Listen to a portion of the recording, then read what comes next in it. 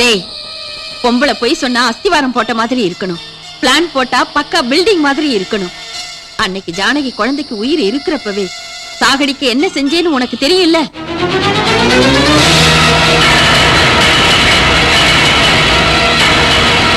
நிரந்தரமா அவளுக்கு குழந்தைய பிறக்காம இருக்க ஆபரேஷன் பண்ணி எப்படி கர்ப்பப்பையை எடுக்க வச்சேன்னு கூட உனக்கு தெரியும்.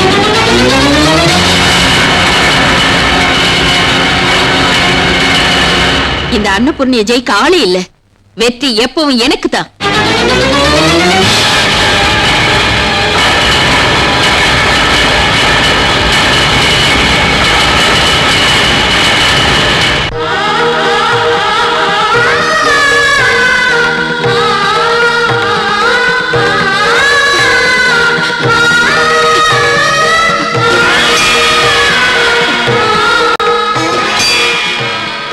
தெய்வமா இல்ல, நீ கல்லு. ஆதரவு இல்லாதவங்களுக்கு தெய்வமே ஆதரவு நினைச்சு ஒவ்வொரு நாளும் ஒவ்வொரு வினாடியும் உன்னை நம்புறேனே. ஆனா நீ எனக்கு என்ன செஞ்ச? நாம் பெத்த குழந்தைய அந்த படுபாவிங்க கொல்றப்போ நீ பாத்துக்கிட்டே இருந்துட்ட. என் துரதிஷ்டம், நீ தந்த குழந்தைய நீயே எடுத்துக்கிட்டேன்னு வேதனைய மனசுக்குள்ளேயே வச்சுக்கிட்ட. தாய்மைதான் ஒரு பொண்ணுக்கு ரொம்ப முக்கியமானதுன்னு தெரிஞ்சோம் அந்த அக்கிரமக்காரங்க அதை என் கிட்ட இருந்து அழிச்சப்போ தடுக்காம இருந்த நீ ஒரு கடவுள் தானா? உன்னை நம்புறதுக்கு நீ எனக்கு தந்த பரிசு இதுதானா? நீ கடவுளே இல்ல, ராட்சசன். நடுப்பிணமா வாழறதை விட சாகிறதே மேல். என் உயிரை கூட நீ எடுத்துக்கோ, எடுத்துக்கோ, எடுத்துக்க, எடுத்துக்க. அம்மா, அம்மா ஜானகி, கொஞ்சம் இருமா, கொஞ்சம் இரு. சித்தப்பா, என் குழந்தை அவங்க. எனக்கு தெரியுமா, நீ நினைக்கிற மாதிரி அந்த கடவுள் கைவிடல, காக்கும் கடவுள். அதனால உன் குழந்தை அவர் எடுத்துக்கலாமா, உயிரோடு வாழ வச்சிருக்காரு.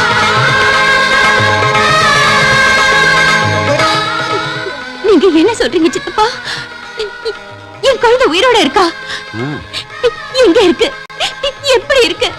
நான் உடனே குழந்தைய பார்க்கணும். நீ எதுக்கு அவசரப்படாத, நான் சொல்றத கேளு. உனக்கு குழந்தை பிறந்த அன்னைக்கு என்ன நடந்ததுன்னா,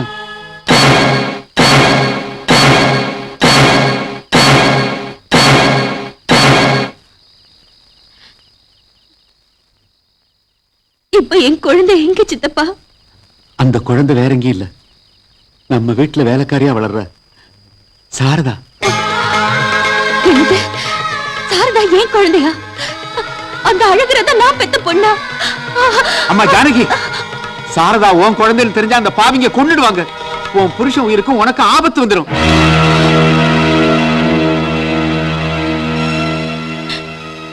அப்படின்னா இப்ப என்ன பண்றது? தன் தாய தெய்வமா நினைக்கிற உன் புருஷனுக்கு அவளோட சுயரூபம் தெரியற வரைக்கும் நாம வாயை திறக்காம இருக்கிறது நல்லது. அது வரைக்கும் இந்த விஷயத்தை உன் மனசுலயே வச்சுக்க. நான் பெத்த பொண்ணு கண்ணெதிரிலே இருந்தும் கூட நெஞ்சுக்குள்ள பொங்குற தாய் பாசத்தை என்னால எப்படி அடக்க முடியும்? உன்னோட குழந்தை உயிரோட இருக்கணும்னா உன் மனசுக்குள்ளேயே அந்த பாசத்தை ரகசியமா வச்சுக்கணும். என்னால முடியல சித்தப்பா. என் மகளை பார்த்தாதான் என் மனசுக்கு நிம்மதியா இருக்கும். நான் என் குழந்தைய பார்க்கணும்.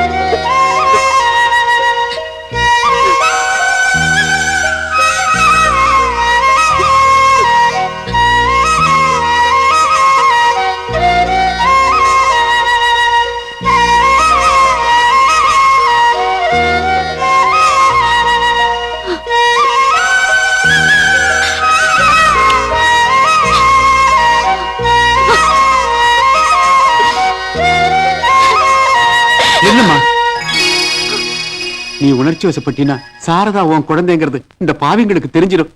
கொஞ்ச காலம் பொறுமையா இருமா.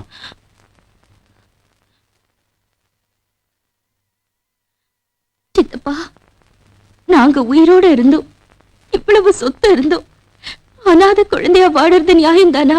இந்த பாருமா, ராமர் வனவாசம் இருந்து கஷ்டப்பட்டாரு, பஞ்சபாண்டவர்கள் அஞ்ஞாத வாசம் இருந்து கஷ்டப்பட்டாங்க. நாம சாதாரண மனுஷங்க. உன் பாசத்தால குழந்தைக்கு ஆபத்து வர்றதை விட பொறுமையா இருந்து உன் குழந்தை உயிரை காப்பாத்துறது ரொம்ப முக்கியம்.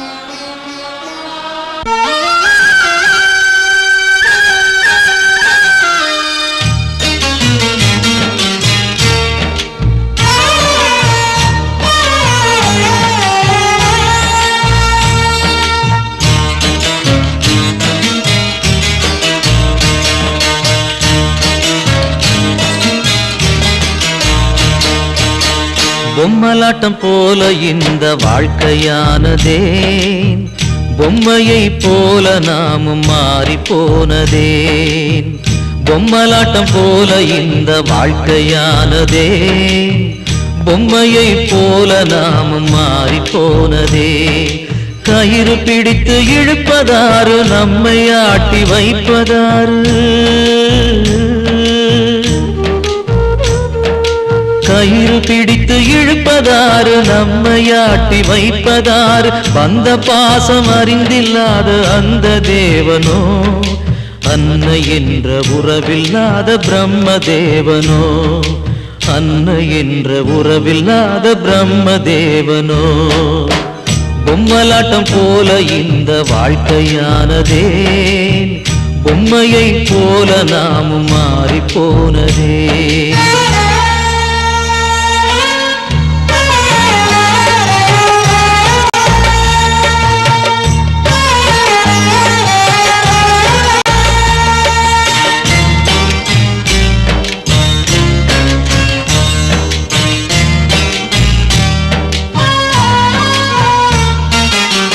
பாசத்துக்கு பசி இருந்தும் பக்கத்துல அமுதிருந்தும் ஆசை தீர குடிக்க முடியல,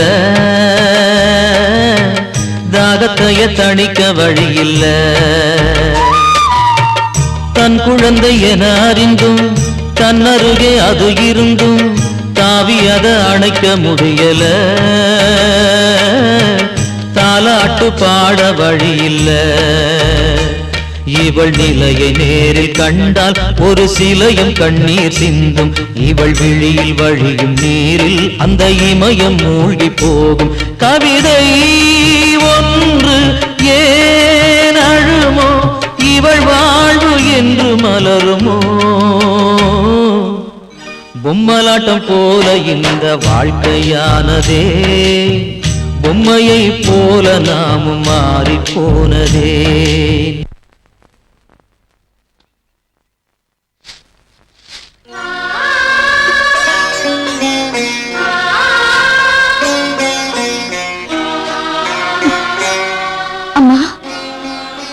நீ எதுக்குமா இந்த வேலையெல்லாம் செய்யற? வீட்டுல வேலைக்காரங்க இருக்காங்கல்ல. நான் வேலை செய்யாம சும்மா உட்காந்து சாப்பிட்டா என்ன வீட்டு விட்டு வெளியே தருத்துருவாங்களோன்னு பயமா இருக்குமா.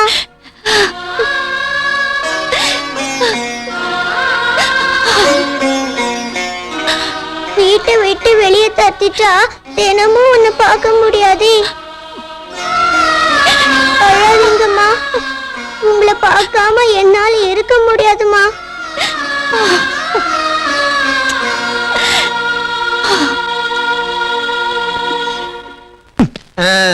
என்னடா திமிரிக்கிட்டு இருக்க? ஸ்டேஷன்ல இருக்க பொருளையெல்லாம் நாங்க கஷ்டப்பட்டு வித்துக்கிட்டு இருக்கோம், ஏதோ ஓ வீட்டு சொத்து பறிபோன மாதிரி கவலைப்படுறிய? சத்தம் போடாதடா.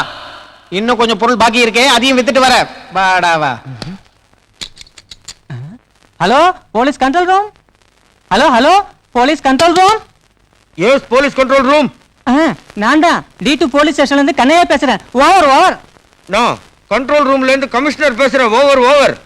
கமிஷனர் சார், இங்க எஸ்ஐ தர்மதுரையும் புது கான்ஸ்டபிள் சேர்ந்து போலீஸ் ஸ்டேஷன்ல இருக்கிற பொருட்கள் எல்லாம் வித்துக்கிட்டு இருக்காங்க சார். Over over. எவ்வளவு நேரமா விக்கிறாங்க? Over over. அரை மணி நேரமா வித்துக்கிட்டு இருக்காங்க. நீங்க சீக்கிரமா வரணும், ரொம்ப அர்ஜென்ட். Over over. நான் அரை செகண்ட்ல அங்க வந்துருவேன்டா டோரிக்கண்ணா. Over over. அரை செகண்ட்லயா? அவ்வளவு ஃபாஸ்டா எப்படி வருவீங்க? Over over. கொஞ்சம் பின்னாடி திரும்பி பாரு. பின்னாடியா? ஏண்டா நம்ம விஷயத்தை கண்ட்ரோல் ரூம்ல சொல்ற அளவுக்கு நீ வந்துட்டியா? ஓ வேலை ஓவர் ஓவர். என்னடா பாக்குற? என்ன சார் அநியாயமா இருக்கு? போலீஸ் ஸ்டேஷனே கொடல் மாதிரி ஆக்கிட்டீங்க. டேய், நான் நினைச்சேன்னு வச்சுக்க, ஸ்டேஷன் டான்ஸ் ப்ரோகிராமுக்கே வாடகைக்கு விடுவேன். Hello, Molisch police station speaking. உண்மையாவா? 10 நிமிஷத்துலயா? ஓகே ஓகே, நாங்க ரிசீவ் பண்ணிக்கிறோம். என்ன டேய் பாட்சா, 10 நிமிஷத்துல ஐஜி சார் இங்க வராராம்.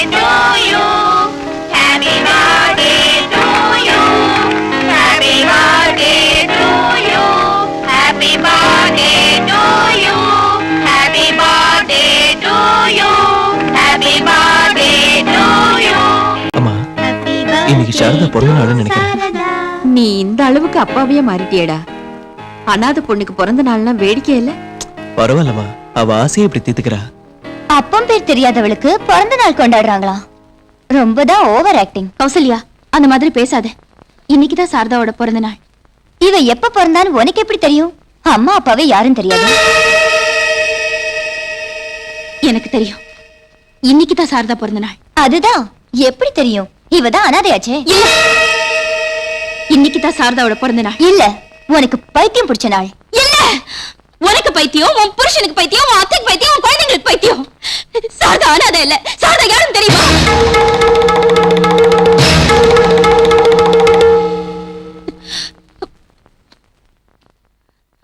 ஏன் இஷ்டம். நான் சாரதாவுக்கு பிறந்த நாள் விழா கொண்டாடுவேன், கொண்டாடிட்டே இருப்பேன். தப்பா? யார் வேண்டாங்கிறது? இன்னைக்கு கொண்டாடுவேன், நாளைக்கு கொண்டாடுவேன், நாளைக்கு கொண்டாடுவேன். நீ போ. கொண்டாடு. நீயும் அனாதை தானே. ஒரு அனாதை இன்னொரு அனாதை கொண்டாட வேண்டியதுதான். ரகு, மனசு தளர விடாத. தைரியமா இரு. என்னம்மா சொல்றீங்க? ஜானகி செய்யறத பார்த்தா மறுபடியும் அவளுக்கு பைத்தியம் பிடிச்சிருச்சோன்னு தோணுது.